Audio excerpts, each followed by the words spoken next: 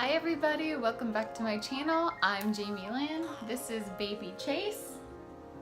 Say hi, dude.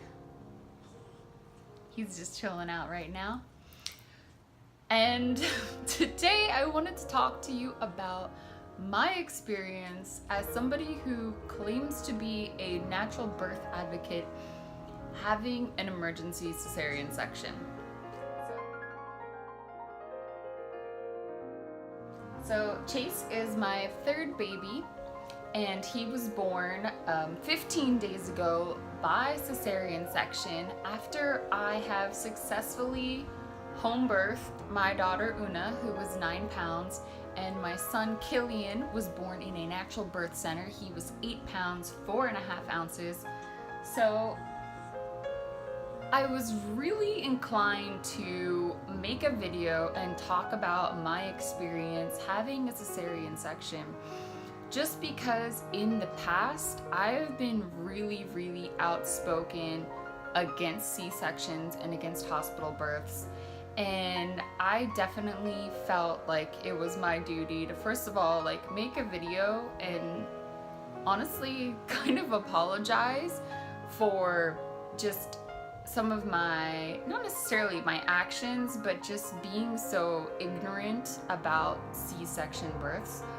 I really felt like, and I still do feel like there's a lot of them that are very much unnecessary, and once you get put into the hospital system, you know, there's definitely a lot of components that line up that kind of cause doctors to just give women C-sections, and I think a lot of them are possibly unnecessary, but to be very realistic, I was very ignorant and purposefully overlooked a lot of the reasons why women have C-sections.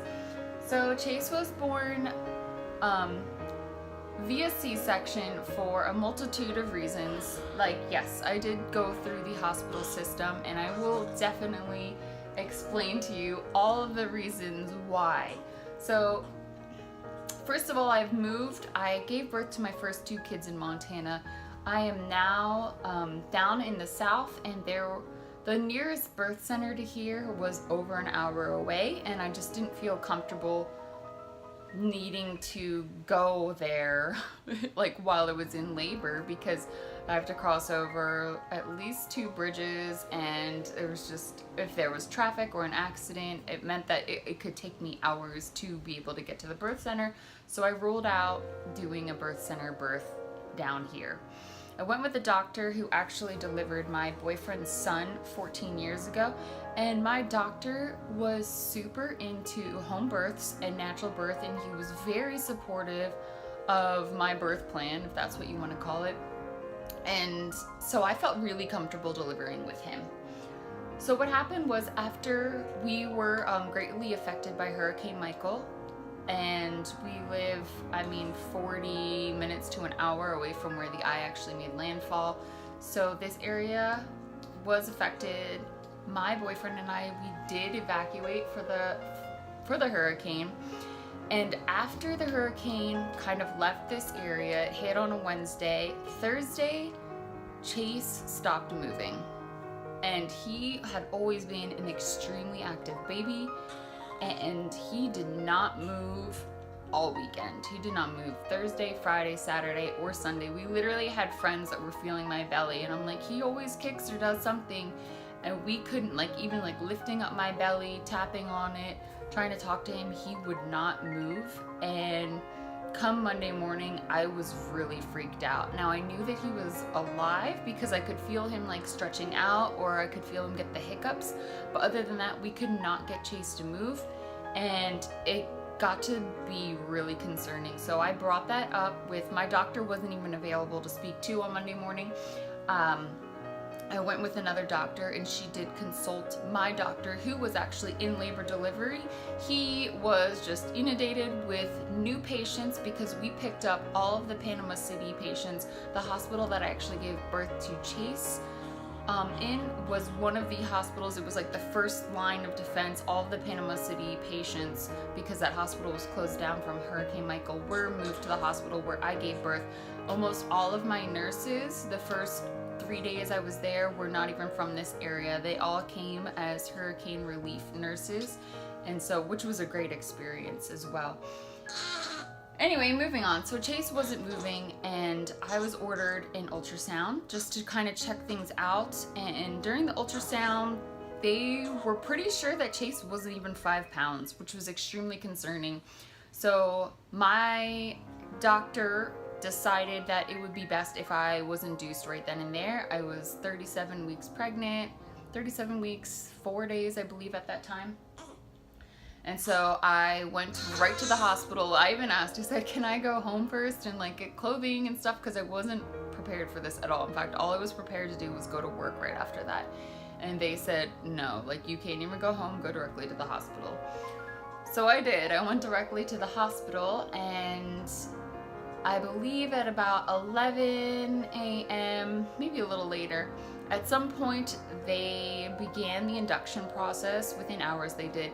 I was given 12 hours of Cervidil, and then I was given 3 rounds, 8 hours each long, of Pitocin, and essentially I never went into labor.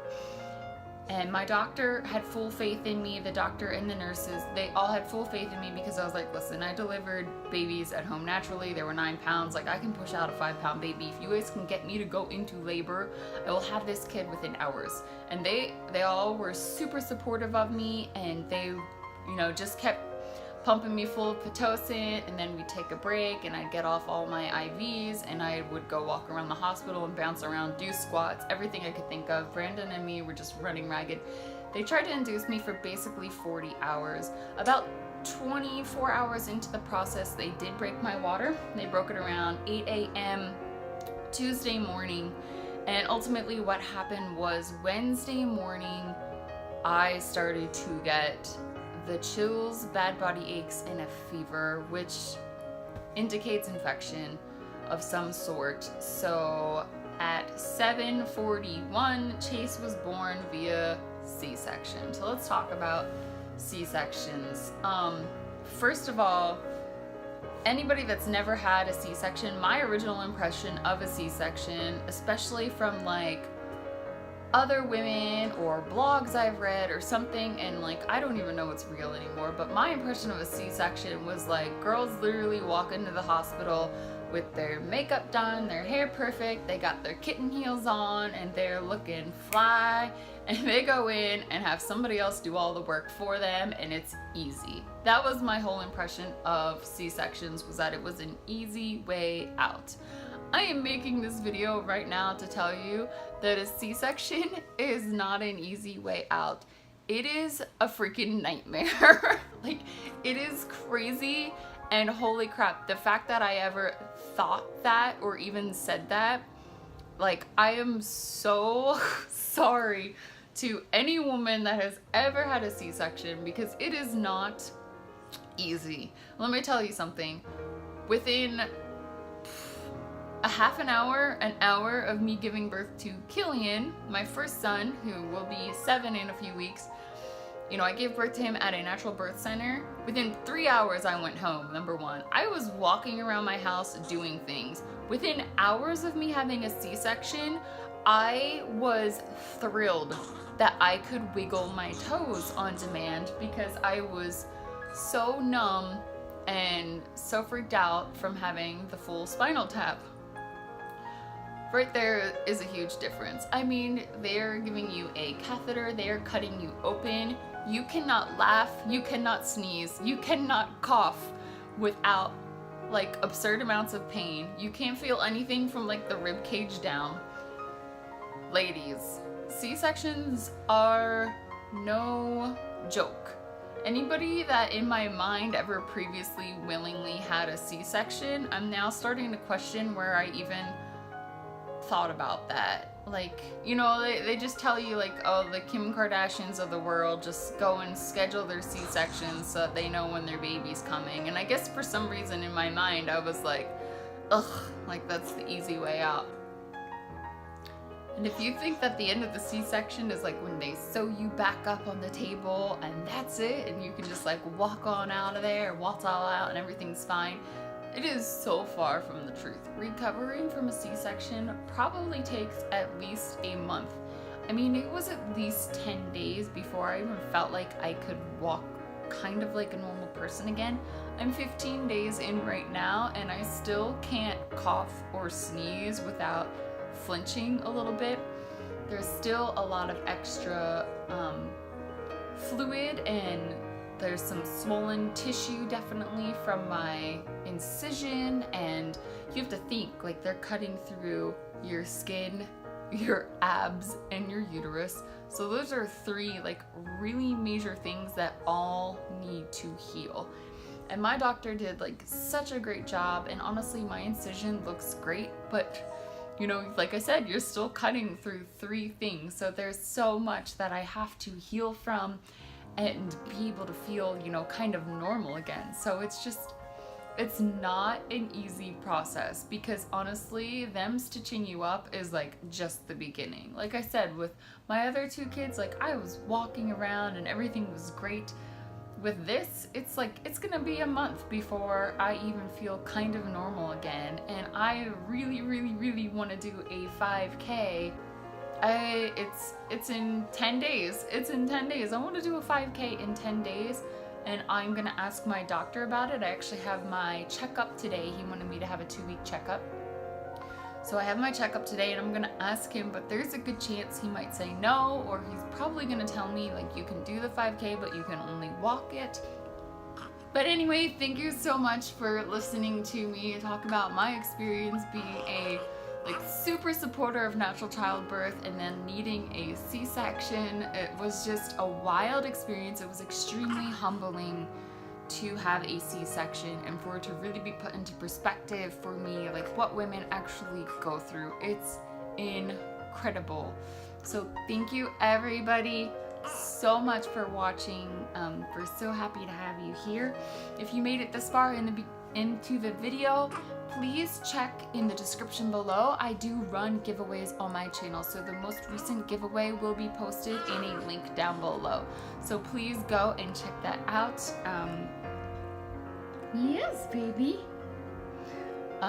We love doing giveaways on my channel, so thank you all so much for watching. It's been so wonderful having you all here, and Chase is probably going to eat again. Thank you guys. Have a good day.